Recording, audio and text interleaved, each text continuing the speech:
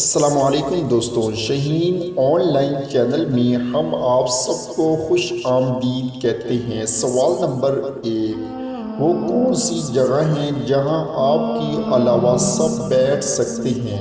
तो आप लोगों से रिक्वेस्ट है कि वीडियो अच्छी लगे तो लाइक करें और चैनल को सब्सक्राइब करें। तो जवाब है दोस्तों आपकी गोद में। सवाल नंबर 2, वो कौन सा ऐसा साल है जिसे आप उल्टा लिखो या सीधा कोई फर्क नहीं पड़ता?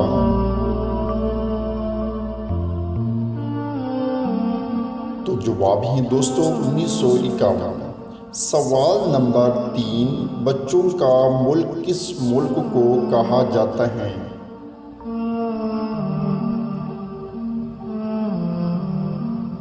तो जवाब है दोस्तों न्यूजीलैंड को। सवाल नंबर 4, कौन सा पत्थर पानी में नहीं डूबता? तो अपना आंसर कमेंट में दें।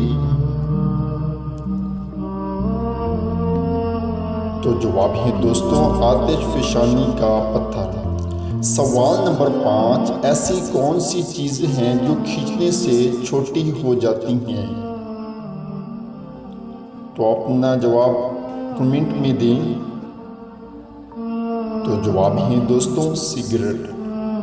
दोस्तों आपने कितने सवालात के जवाब सही सोचे हैं नीचे कमेंट्स में ज़रूर बताएं। चैनल को सब्सक्राइब करें। शुक्रिया।